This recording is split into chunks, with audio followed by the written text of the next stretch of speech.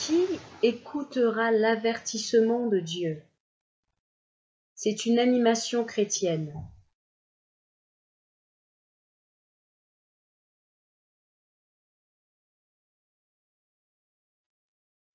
Une des églises très connues dans cette ville en Occident. Voici une des églises très connues. Voici un jeune homme brillant. Son prénom est Luc. Il a été engagé, investi dans cette église locale depuis plusieurs années. Il est aussi un ancien dans cette église, dans cette assemblée. Luc a été oint en tant qu'ancien par ses pasteurs et par d'autres anciens. Le père de Luc était un ancien dans cette assemblée. Quand Luc était un jeune garçon,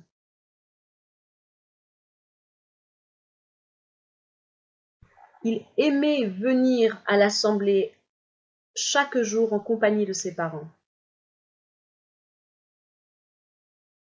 Depuis, Luc a continué de fréquenter cette assemblée qu'il aime tant, qu'il aime beaucoup.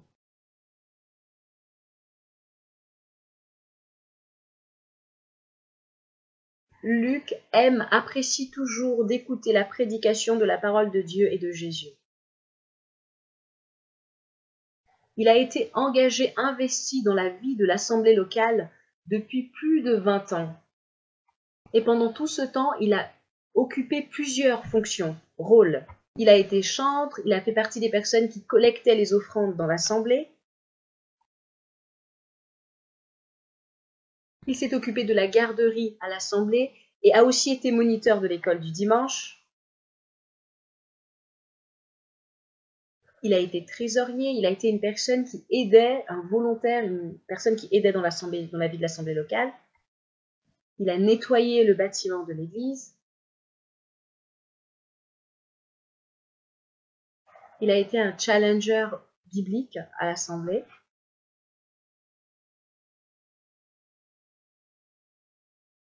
Enseignant lors de l'étude biblique. Soudainement, Luc est mort dans un accident de voiture.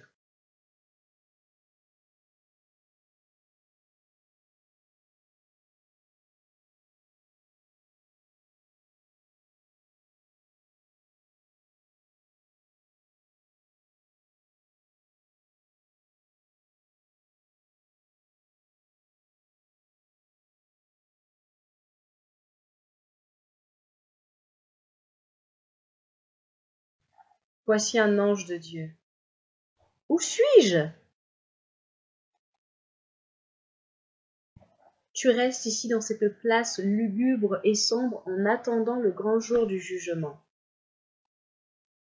Qu'est-ce qu'un endroit lugubre, sombre, triste? Qu'est-ce que cet endroit? C'est un endroit temporaire, provisoire pour les âmes qui aimaient et croyaient tant en Jésus. Tu veux dire que toutes les âmes ici, dans ce lieu, sont tous des chrétiens? Oui, cet endroit est pour tous les chrétiens. Je ne comprends pas. J'ai consacré, j'ai dédié ma vie et je l'ai vécu pour Jésus. J'ai rendu ministère, j'ai servi les nécessiteux et ceux qui étaient malades. J'ai servi Dieu dans son église tout au long de ma vie. Non, ce n'est pas son église, c'est ton église. Et ton église est comme un club social. Parce que les gens n'y viennent pas pour adorer et le servir, non.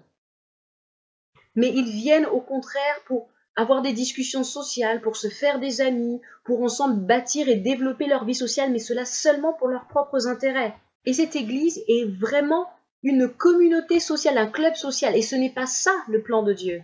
Pourquoi n'avais-je pas été averti?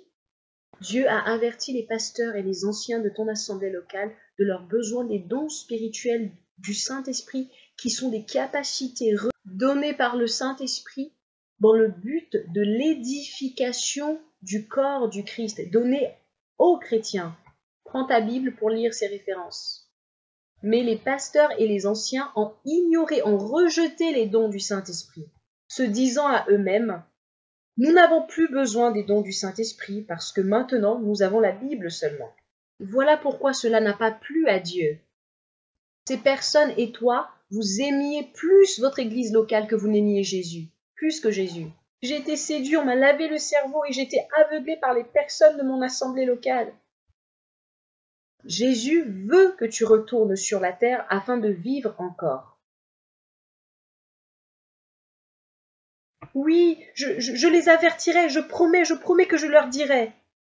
Tu dois y aller et avertir tous ceux qui ignorent, rejettent les dons du Saint-Esprit, de se repentir de leurs péchés et de se soumettre eux-mêmes ainsi que leur vie entièrement à Dieu. Qu'ils purifient d'abord leur cœur et ensuite qu'ils le servent de tout leur cœur. Tu dois les exhorter, leur recommander avec insistance de recevoir les dons du Saint-Esprit pour son Église, dont Jésus est la tête, le chef. Je promets, je leur dirai.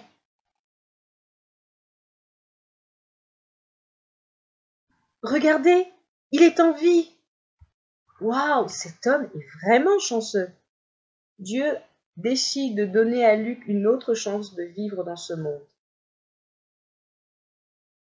Et Luc a promis qu'il dirait qu'il parlerait à son pasteur, aux anciens et aux membres de son assemblée locale. Est-ce que ces chrétiens écouteront l'avertissement donné par Luc?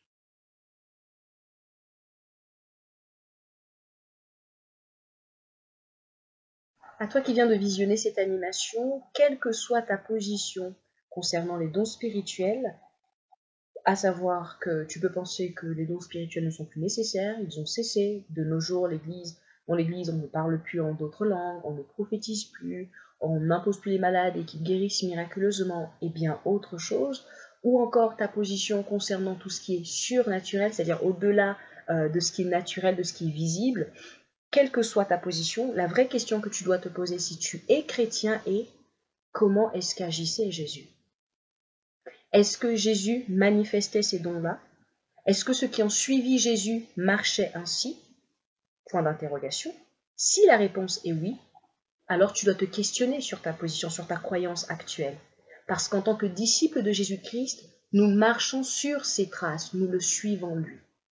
Est-ce que Jésus agissait simplement sur la base de ce qui était naturel, sur la base de ce qui était visible? Ou est-ce qu'il agissait sur la base de ce qui était surnaturel? Il se tenait quelque part et il était à même de discerner, de voir que cette maladie qui atteint cette personne n'est pas d'origine naturelle. Il y a un esprit derrière, il y a un démon derrière.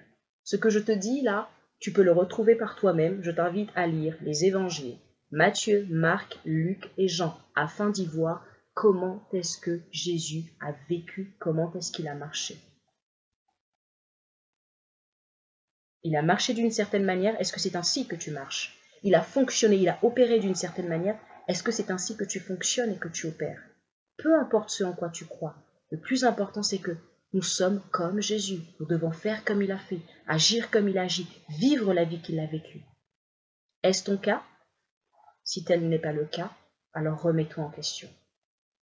Ouvre encore ta Bible et lis différemment.